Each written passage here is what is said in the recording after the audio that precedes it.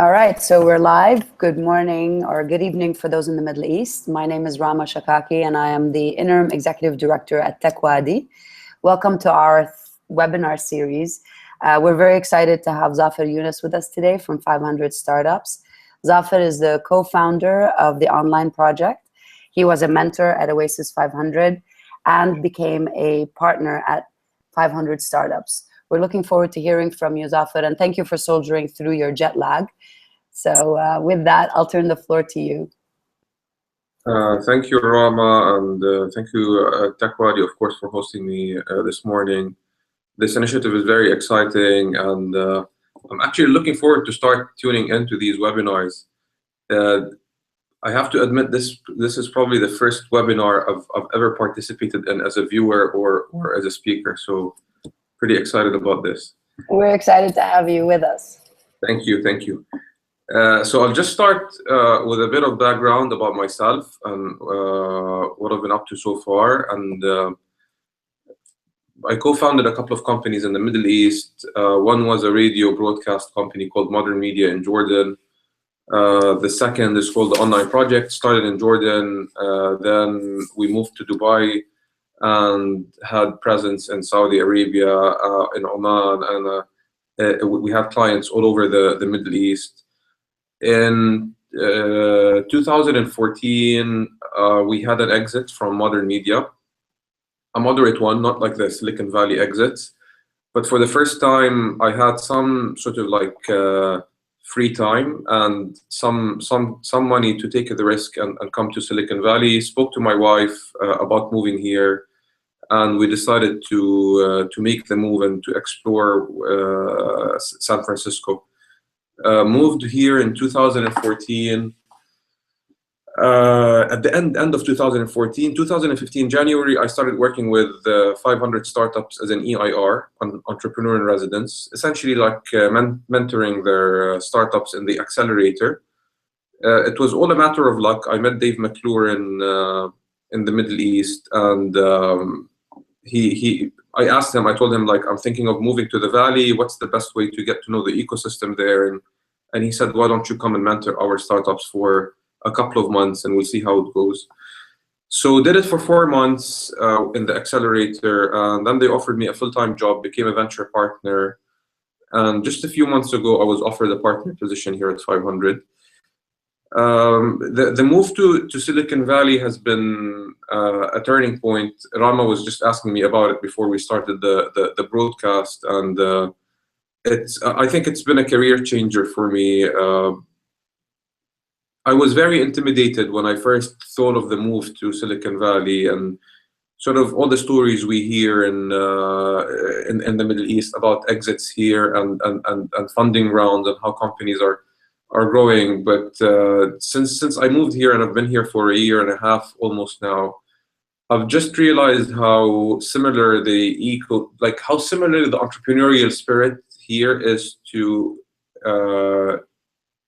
the entrepreneurial spirit all over the world, and how there are so many similarities between the ecosystem here and the ecosystems all over the world. Of course, there are many differences as well, but the one big lesson that I've learned moving here is that, you know, Silicon Valley is not like, there isn't like a Silicon Valley citizen or people who were born in Silicon Valley or that are working in Silicon Valley. I just realized that, you know, almost everyone here has moved to Silicon Valley, sort of very similar to Dubai as well. It's like Dubai has a very large expat population, and it's exactly the same over here. You rarely bump into people who are born and raised in Silicon Valley and are working in technology. So most of the people here are coming from all over the world. Everyone here has experienced moving into the Valley and sort of networking their way around. Everyone here at one point did not know anyone. So it's a very welcoming community, very accepting community, and it was much easier. The move itself was much easier than I thought, and it was much harder than I thought at the same time. Certain things that I assumed would be very easy for me to adapt to were actually the hardest, and then the things that I thought were going to be the hardest things were actually proved to be easy. I always find it interesting how entrepreneurs from all over the world just pack up their stuff and come here and start companies, and some of them fail and some of them succeed. And it doesn't really matter where you're from or what your background is. It's just how hard you try. And this is something I've learned from the entrepreneurs here in 500 Startups. So at 500, I'll tell you a bit about 500 as well. 500 started in 2010, and it started as a fund. So I know in the Middle East, we're known for the acceleration program that we run here in Silicon Valley, but 500 was just a fund in 2010. 2011, we launched the accelerator, and 2012-13, we launched the second accelerator in San Francisco. So the first accelerator was in Mountain View, and the second one is the one we're broadcasting from here in San Francisco. The accelerator program is pretty new compared to other ones like YC and Techstars that have been operating for longer. But it sort of got a lot of traction because it focused on growth and on marketing, and that's our niche.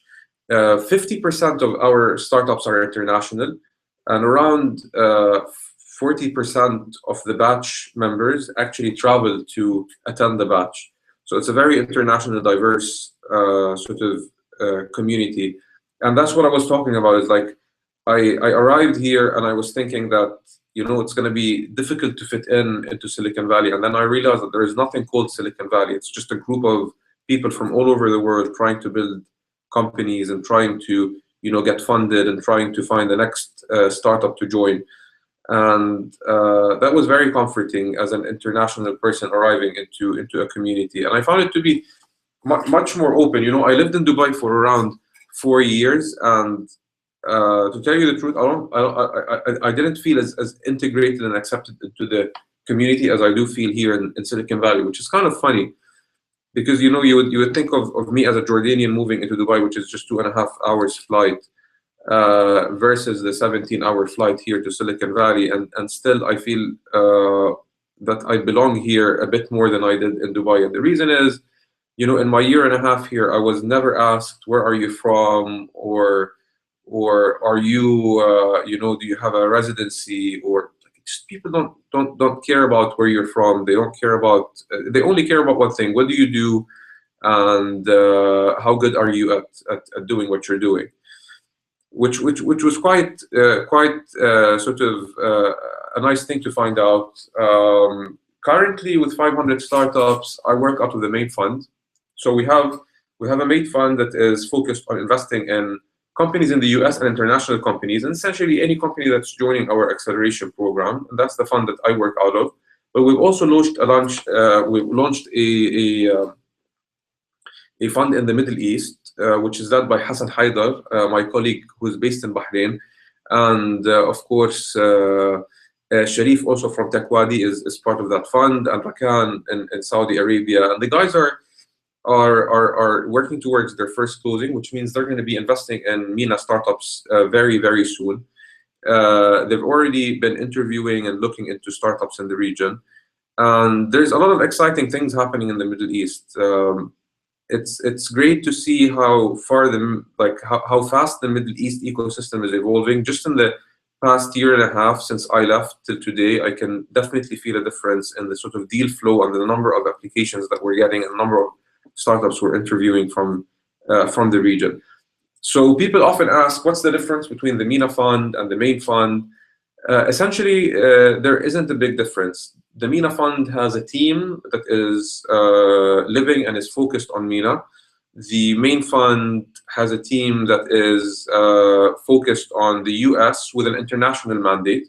So we invest out of the main fund usually in markets where we do not have a local fund. But now, since in MENA we have a local fund, we're expecting to start investing in companies from the MENA Fund pretty soon. And when that happens, the investments are going to be also happening at a bigger volume, because the team there is just focused on investing in MENA startups. So that's sort of a backgrounder on me, on my move to Silicon Valley, on 500 startups. I'd love to hear any questions from the audience or from you, Rama. I'm happy to answer anything and to be of any help.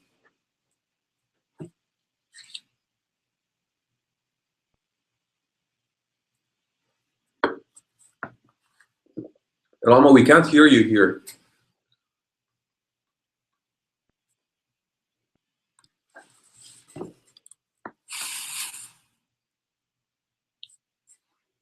It's not working.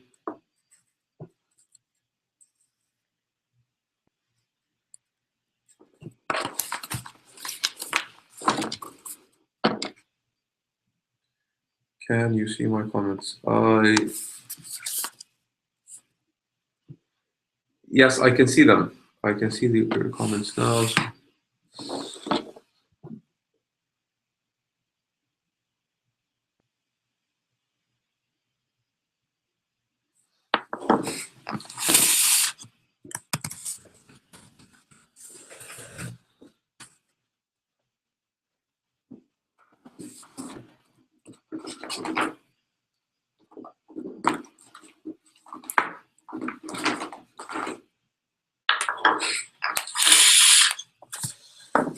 Okay.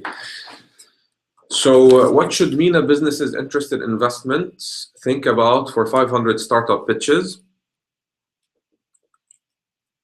Okay, that's cool. Okay, I'll try to answer that question. So I'll tell you about a couple of things. So I was a founder, and I founded those two companies in the Middle East, and I've had to go out in the Middle East and meet with VCs to get funding for our second company, which was the online project. And it was a challenging task in the Middle East. And I was meeting with VCs, and things were taking a bit long, and we were getting asked questions, and I never understood, why are the VCs asking me these questions? Why do they want to know these numbers? And now, since I joined 500, I'm sort of on the other side, on the investor side, and I've learned so much and so many things that I wish I knew when I was an entrepreneur. And I'm going to answer your question with from that perspective of what I've learned as a VC that I wish I knew as an entrepreneur. So a couple of things I've learned from being a VC, and I've just been a VC for a year and a half. So I'm not a professional VC by any means, but I consider myself more of an entrepreneur. But the things I've learned from just looking at the VC side, I think are very useful to entrepreneurs. The number one thing that I've learned is that we as entrepreneurs spend at least 50% or 40% of our time looking for investment, but we actually don't know much about the VC business or how VCs work or how VCs are motivated. I feel that the more as you know about the VC industry as an entrepreneur, the easier it would be for you to get funded. Co-founders and founders, they spend hours chasing VCs and they spend hours researching, and they don't actually read about how the VC industry works. So a couple of sort of learning points for me were that the most important thing about a VC, to learn about a VC, is what their thesis is and what stage they invest in. So if you don't know those two things before you're meeting with a VC, it's a shot in the dark. So you should always ask and do your research on what is the thesis of this VC, what do they believe in, what do they invest in, and what stage do they invest in, because it will save you a lot of wasted time and a lot of sort of embarrassment if you're not going to hear the words like "you're too early for us" as often if you do that. So ask what a stage the VC is investing in and what their thesis is. The second thing is research how much money that VC has. So we hear about a lot of big numbers, of course, in the Middle East. X raised 50 million and Y raised 100 million. But what really matters is how much money is in the bank. So that depends on two things: how much they've not how much money they've announced they have, but how much money did they actually close. So let's say a fund was announced for 50 million, but they might have only closed like 10 million or 15 million in funding. And the second question is, how much of that 10 million or 15 million have they invested so far? If a VC only has 100,000 in the bank, good luck with getting a check from that VC. It's very, very difficult to get a check from a VC who has spent most of his money. On the other hand, it's much easier to get money from a VC who just closed the fund. So let's say the 500 MENA Fund. It was announced for 30 million. The first closing is probably going to be 10 to 15 million. And they're going to announce it soon. So that means that they just have the money, it's hot in the bank. And that's the best time to actually approach a VC. When they announce their first closing. Mm-hmm. I have spent hours meeting with VCs in the Middle East, and then I hear that they haven't had their first closing, or they don't actually have any money in the bank, or that they have spent all their money. And like, yeah, so many times I come out of the meeting and I'm telling my friends, oh man, we've had like a great meeting with VC XY from, let's say, Dubai, and they say like, oh, but like they don't have any money, like they've raised their fund, and they invested most of their fund. They probably have some little money for follow-ons, and it's true. It's nearly impossible to get money from the VC who has already spent their money. Mm-hmm. The third thing is understanding that VCs, and this is a mistake I did as well, understanding that for a VC, every company they invest in has to have the potential to be a huge success. Mm-hmm. So I guess most of the people here who are watching hopefully know that VCs make a lot of investments in a large number of companies, or let's say like 20 companies. One of them is a great success, the others fail, and the one success sort of covers for the other failures. Mm-hmm. So this tells us that the success at least has to be a 20x success to really pay for the 19 failures, and then probably it has to be a 40x success to make the VC and the investors some money. And once the entrepreneurs realize this fact, when they pitch their company to investors, it's not good enough to pitch your company or to prove that your company, or to show that your company can get into the break even or profitability, or to you need to show that your company could become $100 million company, because if it doesn't, the VC model doesn't work, and not all companies are VC fundable. I made the mistake myself of thinking that my companies were VC fundable at one point. Mm-hmm. And maybe they weren't, because like VC fundable companies have to grow at exponential rates in order to provide the returns for a VC that the VC is looking for, and to cover up for all the losses that the VC made in the other investments. Mm-hmm. So that's key, just to understanding that. And I thought that because my company was, breaking even, or because my company was bringing in a good profit every year, that the VCs that investing in my company would be happy. That's not always correct. The VCs, for them to be interested in your company and to be happy about their investment, your company has to be a 50x, 30x, 20x sort of return company.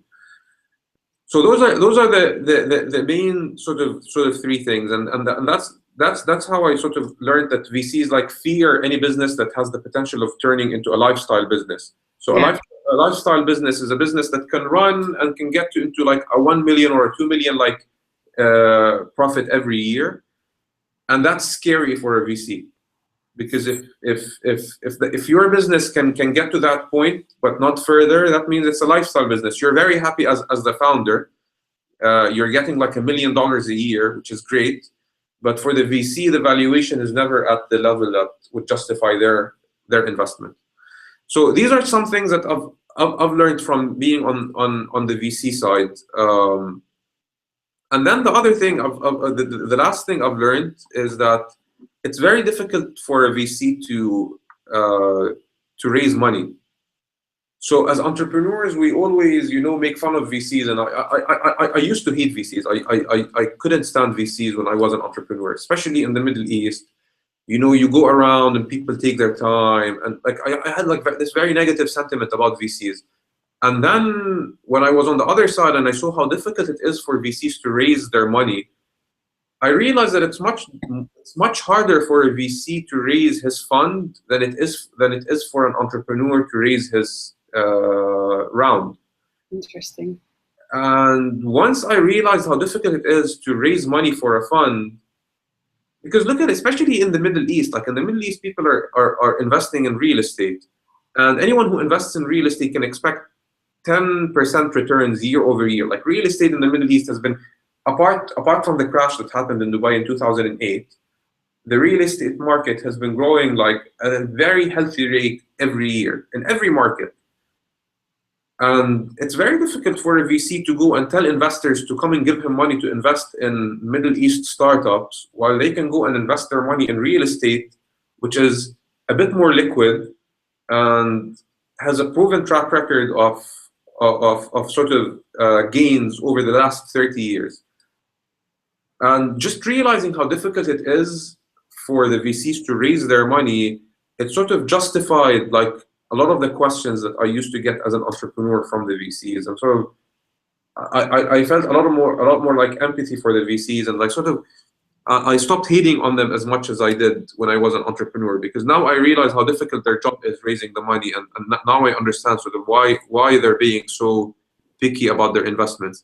And especially in the Middle East, like every VC worldwide has an Excel sheet that lists all their companies, how much money they've invested, what percentage they own, and what their sort of exit or what their current valuation is, and what their exit valuation could be.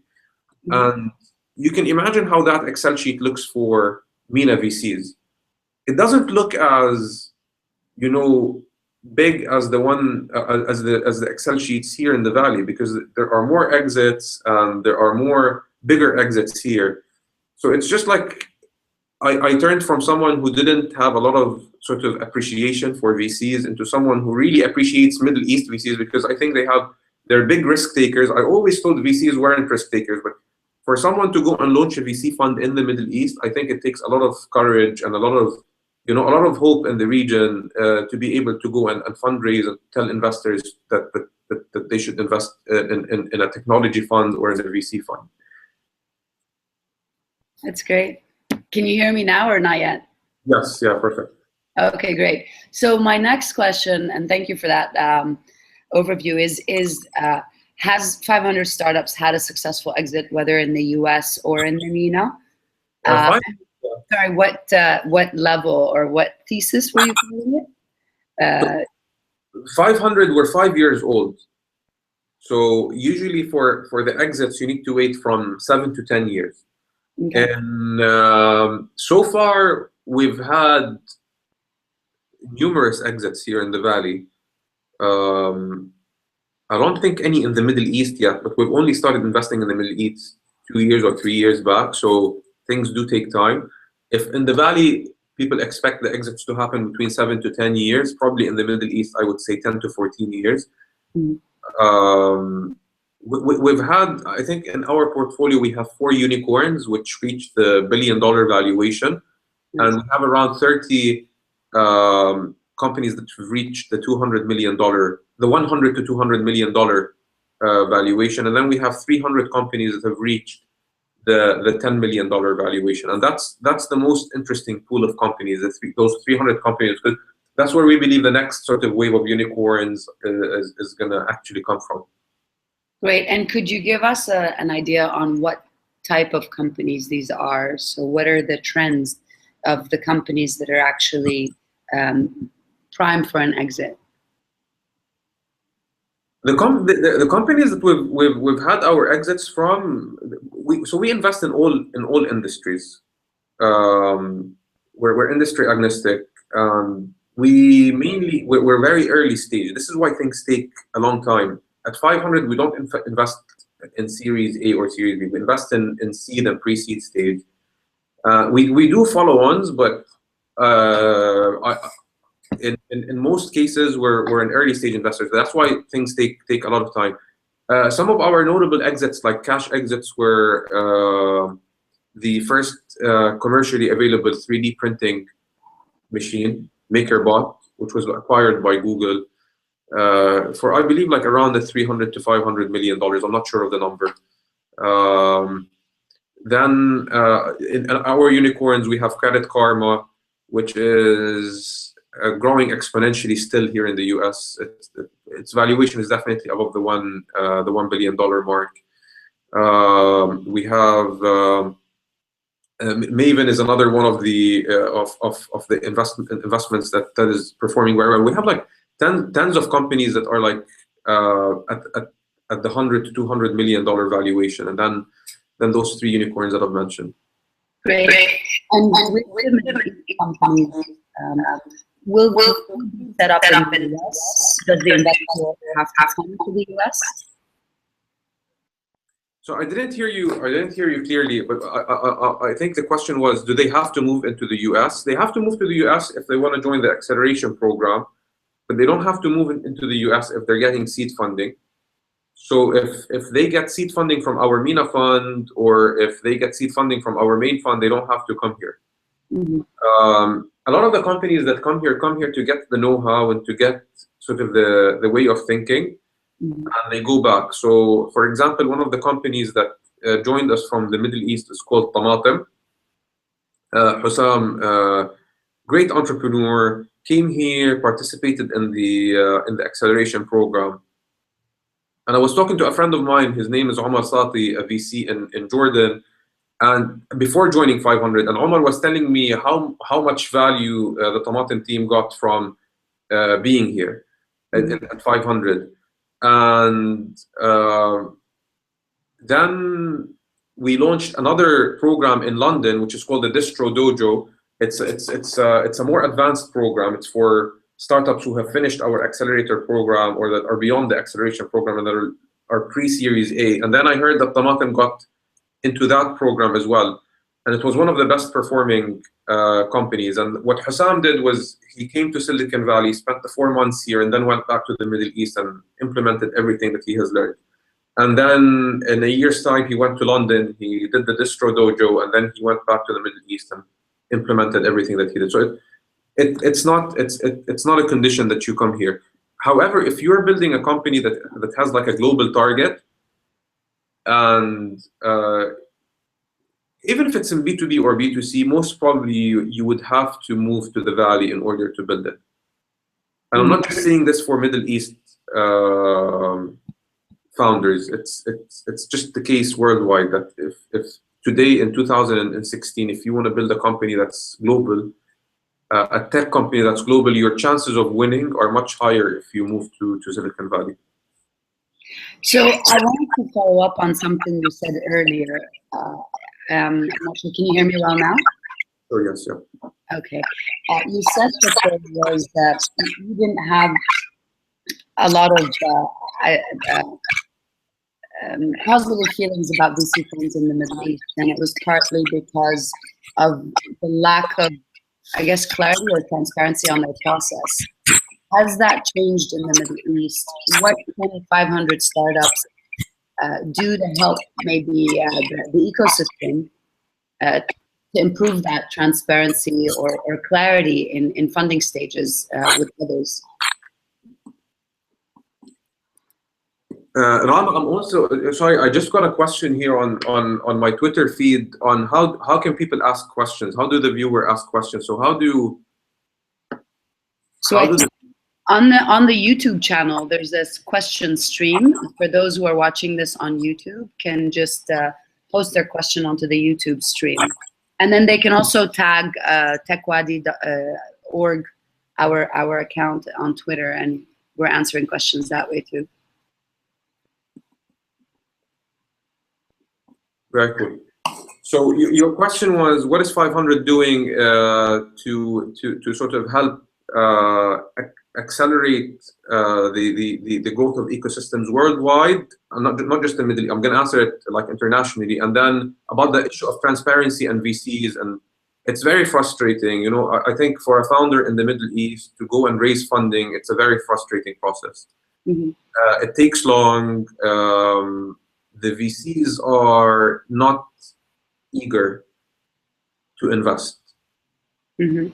And I was talking to Dave the other day, Dave McClure, our founder, about this, and we were and Dave's sort of insight on why this is happening worldwide. By the way, this is not just in the Middle East. Even in Europe, if you go to European entrepreneurs, they will complain from the same things, that it's taking too long, that it's taking VCs too long to give them money. The VCs are asking for tough asks, and they're not as lenient as the VCs in the valley, and that things are not as transparent and are not as fast. So let's look at what's the difference between Silicon Valley VCs and the international VCs. And I'm not just talking about the Middle East, because really this is not just it's not just a Middle East thing. The main difference is that the VCs in Silicon Valley made their money, most of the VCs in Silicon Valley made their money investing or founding tech companies. Mm-hmm. So they know exactly what the entrepreneur is going through, and they have the experience that the entrepreneur needs in order to scale his or her company. In the rest of the world, most of the VCs are not operators, or don't have operator backgrounds, or they're not ex-entrepreneurs, Mm-hmm. or they haven't had exits. So it's very tough for someone who hasn't been an entrepreneur, who hasn't founded a company, who hasn't secured funding from VCs to play the constructive VC role and to be the best VC for the entrepreneurs. And that's one of the main differences that makes Silicon Valley a special place. The second dynamic that sort of contributes into this is that in Silicon Valley there are a lot of VCs, and those VCs compete against each other. Mm-hmm. And you know, we always say competition is good. Competition is always good for the customer. You know, if you have like a market with only one telecom company, usually the prices are high, their customer service isn't as good. But whenever you have 3 or 4 telecom companies competing in a market, the prices are better, there are better offers, and the customer service is usually better. And the same thing applies to the VC industry. Whenever you have more competition, the customer wins. In the Middle East, there isn't enough competition between the VCs, and not just in the Middle East, internationally, there isn't a big enough number of VCs yet to sort of start that competition. And if there is no competition, of course, the VCs are going to take their time, because why to rush? You know, why should I rush investing money if I can take my time and if I can ask all the questions? Like, there is no incentive. Mm-hmm. So the only way that could improve internationally, again, this is in most emerging ecosystems, is if we create more competition with the VCs. And the third is probably on VC education. So if you go to the internet as an entrepreneur and you're trying to get tips on how to raise money, or how to write a term, or how to what to consider in a term sheet, you will find hundreds of resources and articles and blogs that are designed to support the entrepreneurs. VCs don't have that. The VC industry still operates like a very mysterious sort of like black box industry. Like, there aren't many resources out there.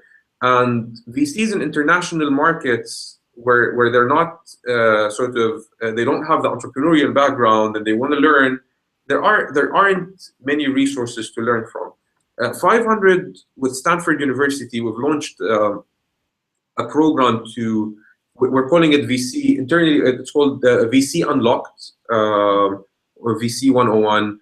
It's basically a 2-week course for angel investors and wealthy individuals or fund managers that want to learn how the VCs operates in Silicon Valley. So they come and join us. They do like a week at Stanford University and then another week in 500. And that's one way we're trying to sort of help create more VCs in emerging markets. Another way is we're trying to work with multiple governments around the world on sort of incentivizing VCs and how can we because whenever governments think of entrepreneurship, they immediately think of how can they support the entrepreneurs. We're trying to also get the government's attention on that the VCs need support as well. No one wants to support the VC. Everyone thinks that the VCs have the money, so they're rich people, and they can go and learn whatever they need. Let's just focus on educating the entrepreneurs. We're trying to also educate the VCs. Which I think is a very powerful message to all the VCs in the Arab world, because having been on your side of the investment, I also understand how difficult it is, and I see that it's not by design. It's just a lack of education, maybe in that area. So I guess an open invitation to Stanford to all of the VCs in the Arab world to come and join your class. With that said, I mean, we're getting a lot of questions. I just want to take a moment to give a shout out to our chapter in Palestine, because they're following us and they've been retweeting and asking a few questions. So do you have a challenge when some of the startups come for acceleration, a logistical challenge of just getting visas for some of the founders? Is that something that ever factors in? And if there is, how do you overcome it? It's not a big problem so far. We haven't I don't think we've seen many cases where we've invested in a company or accepted a company to the accelerator. In the worst case scenarios, they are like delayed by a week, or they miss the first week. But usually we just issue a letter and it's usually accepted. And that's thing for them to know, because I think maybe it's a myth that goes around among entrepreneurship circles that why would I even apply? I'm never going to get the visa. So I think that's a good thing for them to know, that it is not a hurdle. It hasn't been my personal experience, and I haven't come across that.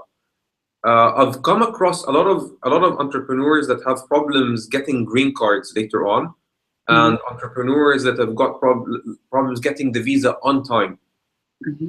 But it's never, like, I don't want to say never because I've just been here for a year, but in the year I've never seen a total denial of entry for anyone.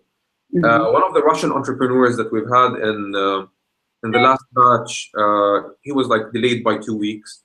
He was in Abu Dhabi actually, and they didn't let him board the flight because in Abu Dhabi you get the immigration on the ground. But then he got the letters they asked him, and he joined up in 2 weeks.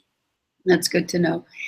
So the other question I have is, you said you don't have any particular sector that you invest in.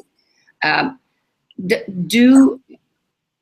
then you invest early stage, but should entrepreneurs be looking at specific VCs when they're looking at investments that complement the type of vertical, let's say, they're in?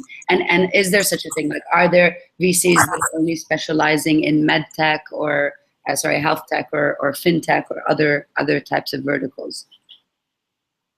Of course, طبعا. يعني هلا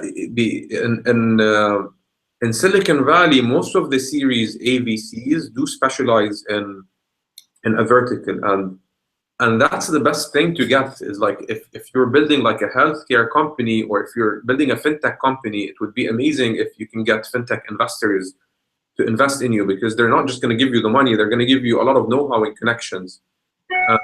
Whenever you're specialized, you're better at what you're doing than someone who's generic. However, we're generic because we're early stage. We're early stage, and we're also specialized in a way. We're specialized in marketing and in growth hacking. So that's our specialty. So whenever we invest in a company, we want to make sure that we can add value in sort of helping them to scale their revenues online.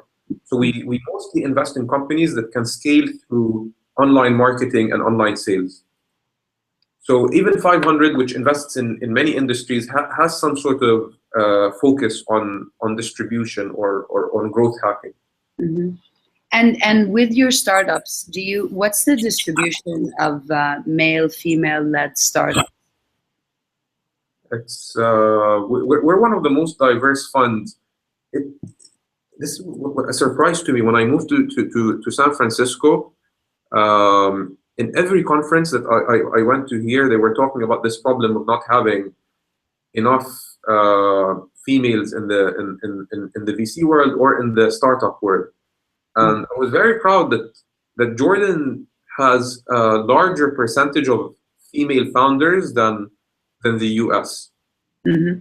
And I thought that's crazy because like most people think that the Middle East is a very bad place for women to do business in. But if you go to an entrepreneurship event in Dubai or in Jordan or in Palestine or in anywhere around the region, the ratio is much better than it is here in the Valley. Having said so, 500 has been very diversified from the early days. Mm-hmm. So it's been Dave and Christine, our co-founders' vision to diversify, not just in terms of gender, but also in terms of geography. So 500 was one of the first funds from the Valley to invest heavily in international founders. So around 50% of our portfolio is international. Mm-hmm. And it's very rare that you see that in the US. Mm-hmm. So we have a question from YouTube here. It says, now that you've moved to the US and you already have experience in the MENA, what advice do you have for startups from the MENA who wish to target the US market? And this is by Firas. فراس الستية أهلا وسهلا. Yeah. Firas and I worked together and we launched sort of a product for the online project one day, and our target was US customers. And you know, I've been learning like a lot in the past year, and everything I learned, I said like I wish I knew that when we worked on that product. I think they need to have a very strong understanding of the US market and the US consumer, and that only happens in one of two ways. You either have had to live here for some time, or you move here to launch your startup. Mm-hmm. And I'm sure there is some exceptions to these two rules, but I'm just generalizing here. So most of the time, to get that deep understanding of everyone tells you like you need to understand your customer, and if you're targeting the US, you need to understand the US customer, and that can only happen in one of two ways. You either grow up here and then move to the Middle East, or you need to move from the Middle East and come here. You don't have to build the company in the US, but you have to understand the US mindset and the US consumer. And this is what I've learned is that in order to really like get that understanding, you need to have some people on the ground here. So that's what I would say, that the main thing. Of course, the internet takes all those like physical barriers out of the way, but still, as a business, you need to understand your customer, and to understand your customer, you need to be very close to them. We have tens or hundreds actually of international founders that have figured that out. I worked with 2 Indian founders that have never visited the US before their first trip to 500. They were never here at the accelerator, and I was actually preparing like to have a very tough call with them, asking them like, guys, like, where the hell are you? Like, I haven't seen you in the program. And every time I call them, they're somewhere different in the US. And I thought in my cynical mind that, you know what, they're doing some siyaha, tourism. Write them off. But then the guys actually sold their solution to 69 of the top 100 universities in the US. They signed up Stanford, they signed up Harvard, they signed up MIT. Every amazing US university you can think of, they had as a client in those 3 months. And then just like right before demo day, 2 days before demo day, they came into the office and they were like, guess who we signed today? And I'm like, who did you sign today? And they signed NASA. Wow. Mm-hmm. And I'm like, you know what? it's amazing. And I told them, like, you guys, why did you join the program? Like, what was your motive to join the program? And they said, we wanted that stepping stone into the US market. We wanted that launch pad into the US market. And when we had calls with US companies before, and we told them we're based in India, they sort of didn't interact with us the way we wanted them to. But once we were accepted to 500 and we started sort of pitching to companies as a US company, we signed all those great deals. So that for me, that was like a big lesson in that, is that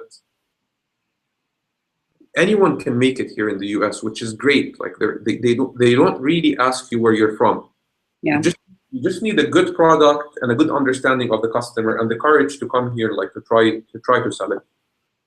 So that's great advice. Thank you. What about in terms of the program? If you can give us a little bit of a description of how one joins 500 startups and what they should expect once they're there. Okay, so the program is focused on teaching entrepreneurs and figuring out how to grow your revenues from around $10,000 a month to $100,000 a month. That's the typical case. So our criteria is you need to have a ready product, you need to have some customers, and you need to have some customer data. Because only then we can help you as soon as you arrive here. If you don't have a product yet, if you don't have a set of customers, or if you don't have data on your customer behavior, if you haven't tried marketing before, it's very tough for us to add value from day one. So we focus on companies that have their product ready and they have a group of customers and they have some traction. And as soon as they get here, they are assigned 2 points of contact. One is an EIR. So I started at 500 as an EIR, entrepreneur in residence, and a distro POC. And distro stands for a distribution.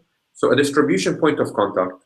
We have around 20 distribution professionals who have all been in startups that scaled from 0 to $1 million, $5 million, $10 million of revenue. So they know exactly what it takes to build a growth machine in a startup.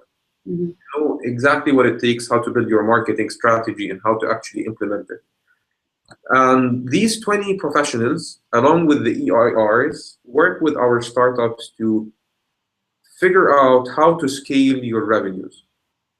And this is what most of the program is about. Of course, we have all the legal sessions and all the leadership sessions and the sales sessions, etc. But the main focus is you have a product, you have an early set of customers, you come here and you figure out how to 10x your revenue. And then, of course, there is the demo day at the end of the program, and there are all the investor introductions, and we have our mentors network. So we introduce the companies to mentors, and we introduce them to possible investors. That's great. So any last words of advice to the entrepreneurs in the Arab world, or the accelerators in the Arab world? Or the Middle East, rather, let's say, more. The accelerators in the Arab world,